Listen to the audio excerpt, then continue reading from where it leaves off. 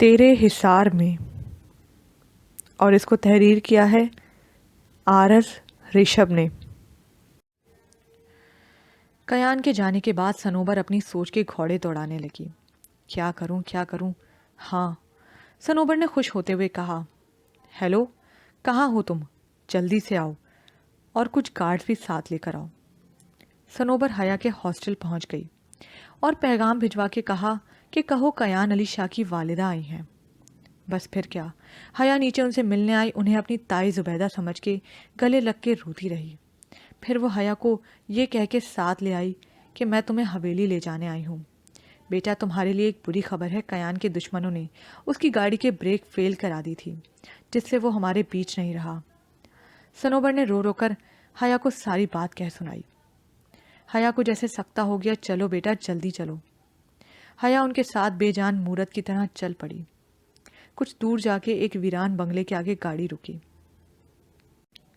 یہ کیا حرکت ہے؟ چھوڑے میرا ہاتھ۔ حیا نے پوری شدت سے شاہ کو دھکا مارا۔ شاہ 2 قدم لڑکھڑایا۔ خبردار جو ہمارے قریب بھی آئے تو۔ بہت فکر ہو رہی ہے آپ کو میری، کہ مجھے کچھ ہو نہ جائے۔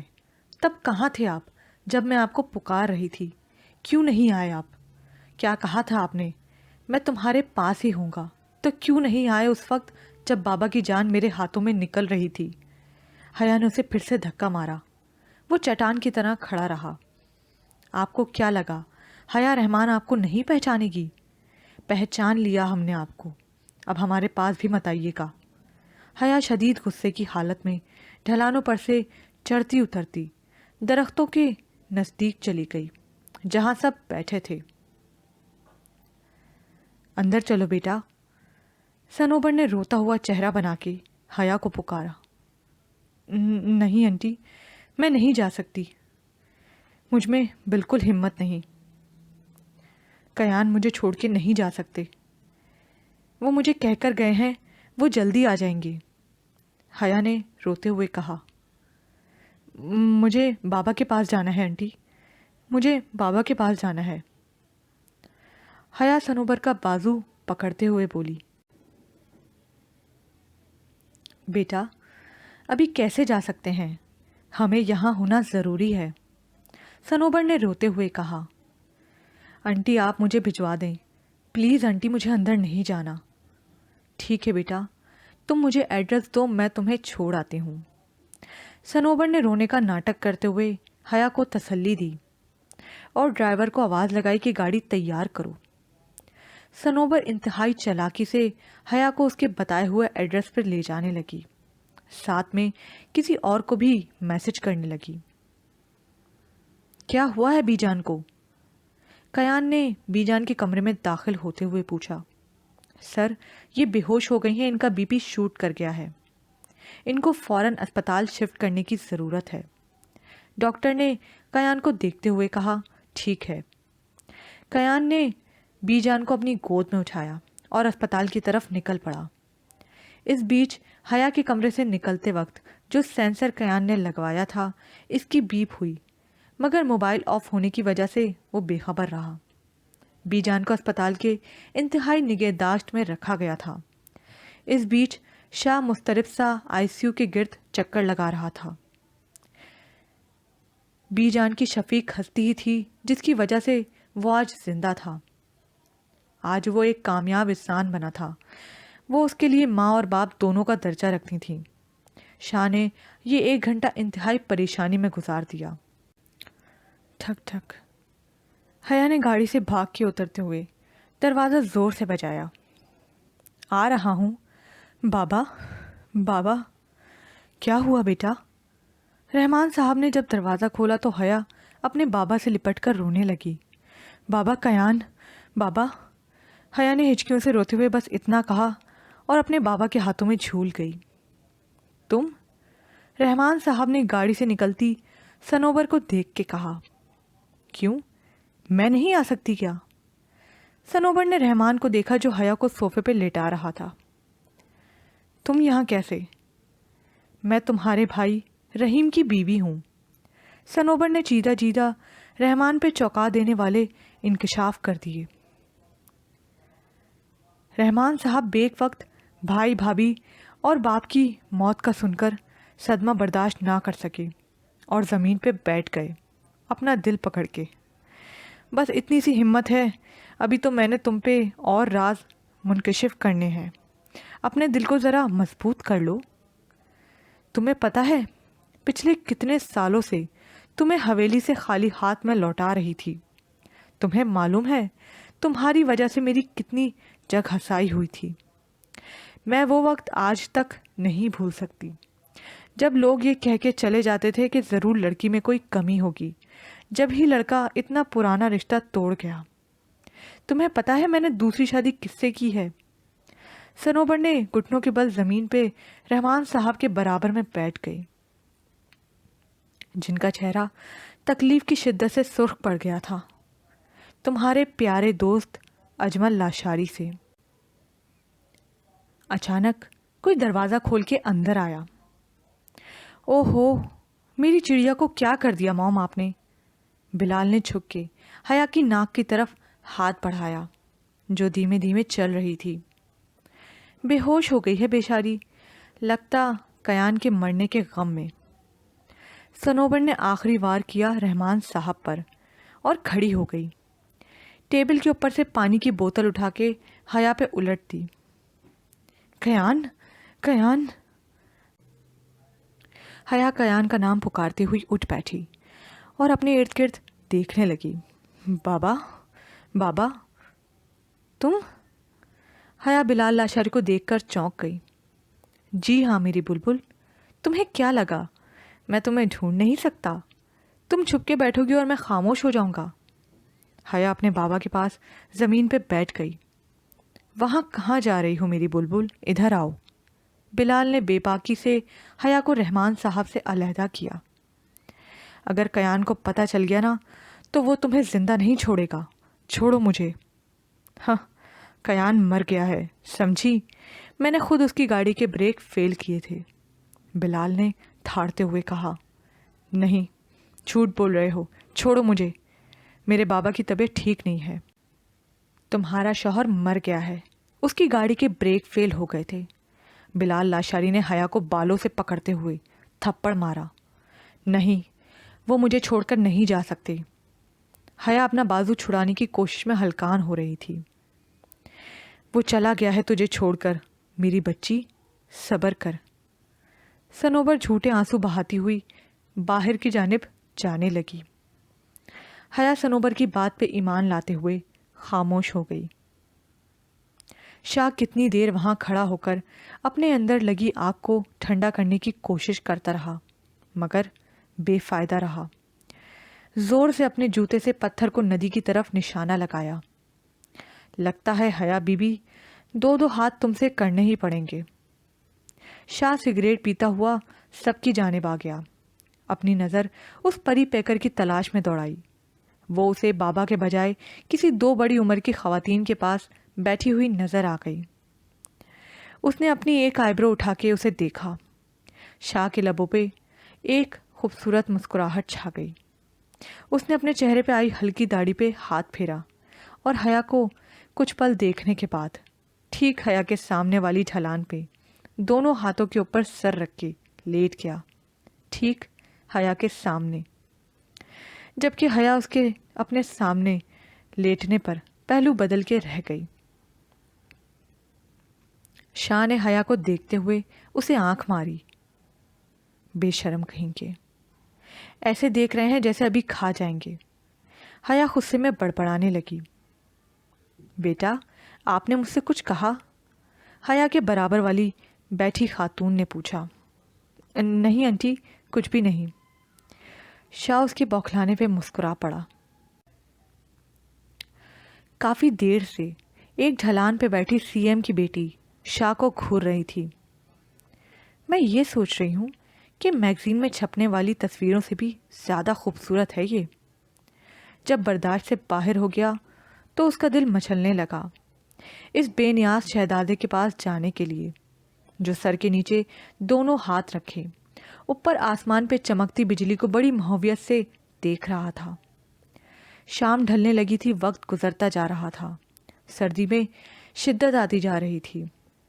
Hello, I am हाइका Ajmal Lashari. Shah ने मुखातिब करने वाली की तरफ एक सरसरी सी नज़र डाली और बिना जवाब दिए फिर से आसमान की तरफ देखते हुए सामने हया पे डाली, जो घुटनों पे सर रखे शायद सो रही थी। यहाँ बहुत सारी जगह खाली है, कहीं भी चली जाओ, मेरी तन्हाई में मुझे खलल डालने वाला पसंद नहीं। शाह ने सख्त लहजे में उसे कहा। "हाँ, जैसा सुना था वैसा ही पाया है। मैं बुरा नहीं मनाऊंगी आपकी बात का, दी ग्रेट कयान अली शाह, मगर एक बात समझ में नहीं आई, आप जैसा बिजनेस टाइकॉन यहाँ क्या कर रहा है? आप तो 2 मिनट में यहाँ से निकल सकते हैं। मोहतरमा, आपसे किसने कहा मैं यहाँ कैद हूँ?" शाह ने बिना उसे देखे जवाब दिया और उठ के बैठ गया। अब यहाँ से उठो और जाके कहीं और बैठो। शाह की नज़र सामने बैठे वजूद पर थी, जिसमें उसकी सांसें बसती थी। कयान अली शाह वैसे एक बात है। हाइका ने शाह के कंधे पे अपना हाथ रखा। अपनी औकात में रहो लड़की। शाह ने उसकी बात पूरी होने से पहले उसका हाथ जोर से झटका। हया अपना हाथ बिलाल लाशारी से छुड़ाने लगी। छोड़ो मुझे, जलील इंसान, छोड़ो मुझे। हया के हाथों की चूड़ियां उसके हाथ में टूटने लगी। हाँ, बाबा, बाबा। बिलाल लाशारी ने अपना जूता रहमान साहब के दिल पे रख के जोर से दबा दिया। बाबा! हया जोर से चिल्लाई। ऐसे कैसे छोड़ दूं मेरी जान? अभी तो मैंने तुमसे अपना बदला लेना है, प्यारी कज़न। बिलाल लाशारी मुसलसल रहमान साहब की गर्दन को मसले जा रहा था। वो खांसने लगे, जबकि दूसरी जानिब हया उसकी गिरफ्त में मचल रही थी, अपने प्यारे बाबा को बचाने के लिए। अचानक हया ने अपने आप को बिलाल लाशारी की गिरफ्त से थोड़ा खींच के टेबल पर से शोपीस उठा के बिलाल लाशारी के सर पर मार दिया। तकरीबन 2 घंटे बाद डॉक्टर ने नवीद सुनाई, पेशेंट अब खतरे से बाहर है, आप इनको हर तरह की परेशानी से दूर रखा करें। और ये रहमान कौन है? ये बेहोशी में भी सिर्फ उन्हें पुकार रही थी। कयान डॉक्टर की हिदायत सुन रहा था। अचानक कुछ याद आने पर एकदम से आसिम की तरफ पलटा। मेरा फ़ोन कहाँ है? सर, आपका फ़ोन तो शायद ऑफ है, आपकी गाड़ी में होगा। आसिम की बात पे कयान ने दीवार पे मुक्का मारा। शिट, अपना फ़ोन दो मुझे। कयान ने हया का नंबर मिलाया जो ऑफ जा रहा था, फिर गार्ड का नंबर मिलाया। Yes sir. मैम कहाँ है? सर, मैम तो बाहर नहीं निकली। ओके। मगर कयान मुतमईन नहीं हुआ। आसिम, मेरा लैपटॉप लाओ। कयान ने अपने लैपटॉप को ऑन करके हया को चेक किया, पर वो कमरे में नहीं थी। वॉशरूम का दरवाज़ा भी खुला था। साउंड डिवाइस में भी किसी तरह की कोई आवाज़ नहीं आ रही थी। शाह एकदम से खड़ा हुआ। आसिम, बीजान का ध्यान रखना मेरे आने तक, कोई प्रॉब्लम ना हो। Yes sir. कयान गाड़ी को दौड़ाता हुआ हया के हॉस्टल गया। वही हुआ जिसका खदशा था। हया हॉस्टल नहीं थी। वार्डन से पूछने पर उसने बताया कि आपकी वालदा आई थी, हया उनके साथ गई है। मेरे मना करने के बावजूद उसे यहाँ से क्यों भेजा? आपसे तो मैं आके पूछता हूँ। कयान गाड़ी को उड़ाता हुआ रहमान साहब के घर की तरफ अकेले निकल पड़ा। बिलाल लाशारी के सर से खून बहने लगा और वो नीचे गिर गया। हया अपने बाबा का सर गोद में रख के उन्हें चेक करने लगी। उनकी पल्स बहुत हल्की चल रही थी। बाबा, मैं आपको अस्पताल लेके जा रही हूँ। बाबा, आपको कुछ नहीं होगा। हया, भाग जाओ, भाग जाओ। नहीं बाबा। हया ऊंचा ऊंचा रोने लगी। हया, तुम्हें मेरी कसम, जाओ। रहमान साहब ने लंबा सांस खींचा। जाओ बाबा। नहीं। बिलाल लाशारी एकदम से उठने लगा। हया, जाओ। रहमान साहब चीखे। हया ने अपने बाबा की बिगड़ती हालत देखी और अपने बाप का हाथ चूमा और पिछले दरवाजे से भाग गई। बिलाल लाशारी हिम्मत करके खड़ा हो गया। इसका पूरा चेहरा खून से लथपथ था। तूने बुढ़े उसे भगा दिया, मैं तुझे नहीं छोड़ूंगा। बिलाल लाशारी ने रहमान साहब का गला अपने जूते से दबा दिया। तूने क्या सोचा मैं छोड़ दूंगा उसे? اس کو تو میں حاصل کر کے رہوں گا۔ تیری اوقات ہے میری حیا کو ہاتھ لگانے کی۔ کیان نے پیچھے سے بلال لاشاری کو کک ماری، وہ دور جا گرا۔ رحمان صاحب کھانسنے لگے۔ آئندہ مجھے ہاتھ لگانے سے پہلے 100 بار سوچنا، اور اٹھ کے سامنے والی آنٹی کے پاس چلا گیا۔ آنٹی، اگر آپ برا نہ منائیں تو آپ آگے ہو جائیں گی، مجھے اپنی بیوی کے ساتھ بیٹھنا ہے۔ یہ آپ کی بیوی ہے؟ جی آنٹی۔ آنٹی اپنا بھاری بھرکم وجود لے کر آگے ہو گئیں۔ شاہ حیا کے نزدیک بیٹھ گیا۔ وہ گہری نیند میں تھی شاید، ورنہ جاگ رہی ہوتی تو شاہ کو بیٹھنے بھی نہ دیتی۔ شاہ زیر لب مسکرایا۔ شاہ نے آہستہ سے اپنا کندھا حیا کے بازو سے لگایا تاکہ اسے سہارا مل جائے اور وہ سکون سے سوئی رہے۔ پھر اپنی ٹانگیں سیدھی کر کے اس طرح بیٹھ گیا کہ نظریں چاند کی روشنی میں چمکتی آبشار پہ مرکوز کر دیں۔ ہلکی ہلکی ہوا کے دوش پہ چہرے پہ پڑتی پھوار دل کو بہت بھلی سی لگ رہی تھی۔ کیان نے اپنے بائیں ہاتھ سے اپنا کوٹ حیا کے اوپر ڈال دیا جو نیند کی وادیوں میں گم تھی، پھر لبوں میں سگریٹ دبائے لائٹر سے سلگانے لگا اور ایک گہرا کش لے کر سامنے نظریں آبشار کے گرتے پانی پہ مرکوز کر دی۔ وہیں اندھیرے میں بیٹھا ایک نفوس شوق کسی کیفیت میں سوچنے لگا، مجھے کہہ رہا تھا کہ ہاتھ مت لگانا، اور یہاں پوری کی پوری لڑکی کو کندھے سے لگا کے بیٹھا ہے، ایسے کیئر کر رہا ہے جیسے پتہ نہیں کہیں کی ملکہ ہو۔ ویسے یہ ہے کون؟ اس کا اسٹیٹس تو ہاٹ سنگل مین کا ہے، تو پھر یہ کہاں سے آ گئی؟ ہائیکا سوچ میں پڑ گئی۔ سوچتے سوچتے وہ وہیں سو گئی۔ رات کے کسی پہر حیا اپنا پورا وزن شاہ کے بازو پر ڈالے تھوڑا سا کسمکسائی، شاید اسے سردی لگ رہی تھی۔ سگریٹ پیتا شاہ کا ہاتھ کچھ پل کے لیے رکا۔ اس نے سر کو تھوڑا سا جھکا کے نظریں حیا پہ ڈالی جو شاید سردی سے کانپ رہی تھی۔ کیان نے اپنا بازو جو اس کے سہارے کے لیے حیا کے کندھے سے لگایا ہوا تھا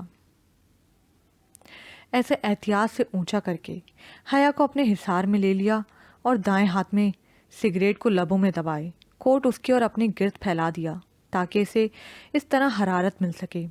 کچھ ہی دیر میں کیان کو محسوس ہو گیا تھا کہ اس کے جسم کی کپ کپاہٹ شاہ کے وجود سے نکلتی حرارت سے ختم ہو چکی تھی۔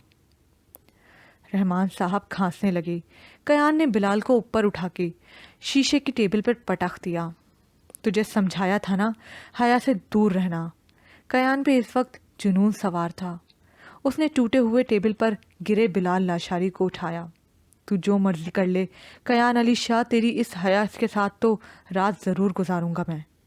بلال لاشاری خون میں لت پت حالت میں بھی کیان کو چڑھانے سے باز نہ آیا۔ کیان نے اتنی زور کا مکہ مارا کہ اس کے منہ سے خون کا فوارہ نکل پڑا۔ بہت بڑی غلطی کر دی تھی میں نے جو تجھے اس دن زندہ چھوڑ دیا تھا۔ کیان نے اس کے منہ پہ مکوں کی بوچھاڑ کر دی۔ کیان کا چہرہ پسینے سے تر ہو گیا۔ بتا حیا کہاں ہے؟ کیان اس پہ دھاڑا، اسے دیوار کے ساتھ لگا کے اوپر کی طرف اٹھا دیا۔ حیا سے پہلے حیا کی جس میں جان ہے اسے تو بچا لے، بلال لاشاری اٹک اٹک کے کیان کو کہنے لگا۔ اس نے خود کو شاہ سے بچانے کے لیے اس کی توجہ رحمان پہ کرائی۔ کیان اس لمحے بھول گیا تھا کہ یہاں کوئی اور بھی وجود ہے۔ اس کے حواسوں پہ تو اس وقت صرف حیا تھی۔ کیان نے بلال لاشاری کو پیچھے کی طرف دھکا مارا اور بھاگ کے کونے میں رحمان صاحب کے پاس گھٹنوں کے بل بیٹھ کے ان کا سر اپنی گود میں رکھا، پھر ان کی نبض چیک کرنے لگا جو بہت ہلکے چل رہی تھی۔ کیان نے رحمان صاحب کو گود میں اٹھایا اور گاڑی کی طرف بھاگا۔ گاڑی کو ہوا کے دوش پر شاہ اڑا لے گیا اور اسی اسپتال میں لے آیا جہاں بی جان بھی تھی۔ رحمان صاحب کو ایمرجنسی میں لے جایا گیا۔ کچھ دیر بعد ڈاکٹر نے آ کے بتایا، ہم آپ کو کوئی تسلی بخش جواب نہیں دے سکتے، پیشنٹ کی حالت کافی سیریس ہے، ہم نے اپنی طرف سے پوری کوشش کر لی ہے، باقی اللہ سے دعا کریں۔ ڈاکٹر نے پیشہ ورانہ انداز میں کیان کو تسلی دی۔ ڈاکٹر ایک بات غور سے سنو، جو اندر پڑا ہے وہ میرا باپ ہے، دنیا کا جو اکوپمنٹ چاہیے منگوا لو، کوئی باہر کی میڈیکل ٹیم چاہیے تو بلا لو، مگر میرے چاچو کو کچھ نہ ہو، سمجھے؟ یس سر. کیان نے عاصم کو ہاتھ کے اشارے سے بلایا. یس سر. مجھے 1 گھنٹے کے اندر اندر حیا یہاں چاہیے. کیان نے دھاڑتے ہوئے کہا. ڈیٹیکٹو کی ہیلپ لو یا کسی کی بھی, مجھے حیا چاہیے. سمجھ آ رہی ہے بات عاصم؟ یس سر. اور چاچو کے گھر میں پتہ کرواؤ. بلال لاشری کو میں وہیں چھوڑ کے آیا تھا, وہ زخمی تھا, بھاگ گیا ہوگا خبیث. کیان غصے میں عاصم سے مخاطب ہوا. اس وقت اس کے اندر آگ بھڑک رہی تھی جسے کم کرنا خود شاید کیان کے بس میں بھی نہیں تھا. وہ آئی سی یو کے باہر کھڑا شیشے کے اس پار رحمان صاحب کو دیکھ کر دل گرفتہ ہو گیا.